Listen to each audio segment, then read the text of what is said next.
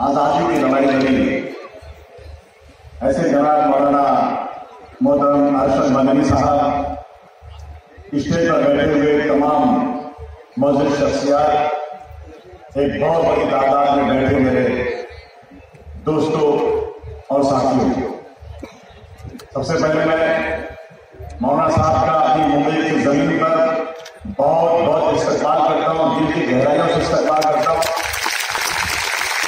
और मैं कोई तकरीर नहीं करना चाहता, हम तो मुंबई में रोज तकरीर करते हैं, लेकिन आज हम मौलाना जी की तरफ से कोई एक ऐसी रहनुमाई चाहते हैं कि आज जो कौम इंतजार कर रही है कि अब इम्तियाज शुरू होने जा रहा है, हम लोग क्या करें।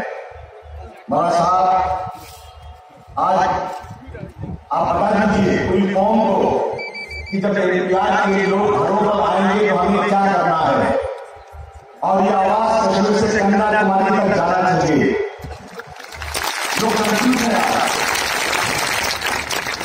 ये वो जमात है जिस जमात में वो अंग्रेज जिसका सूरज कभी डूबता नहीं था, उसके छक्के छुड़ा दिए नरेंद्र मोदी जी किया है।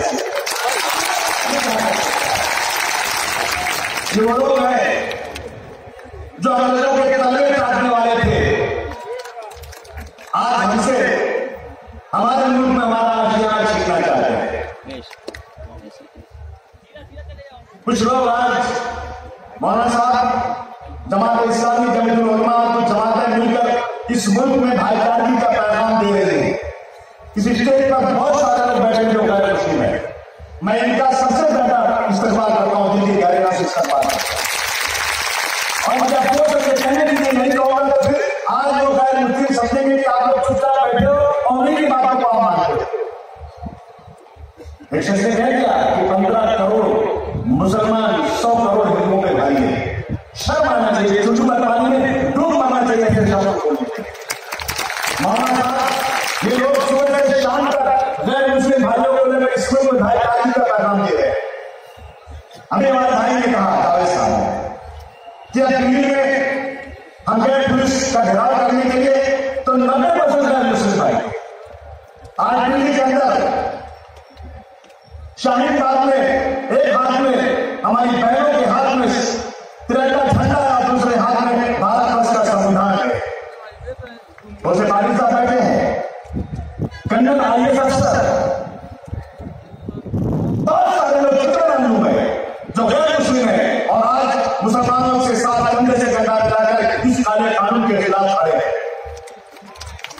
मैं ऐसे लोगों का जो आज बीजेपी को कहीं कहीं से पेट्रोल देकर के उसकी फिर प्रदर्शन को हवा दे रहे ऐसे लोगों को मैं इस मीटिंग में मैं उनकी मजम्मत करता हूं, तो कंडेम करता हूं, और मैं कंडेम उनको भी करता हूं।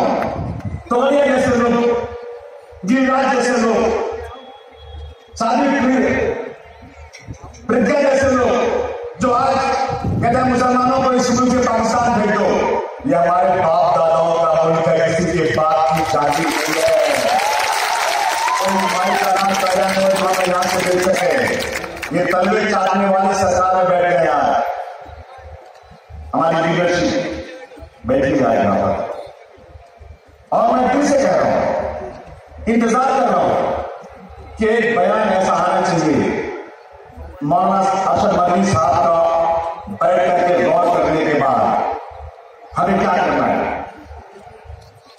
आज जो कह देंगे ना मर जाएंगे, मगर उस रास्ते से हटेंगे नहीं।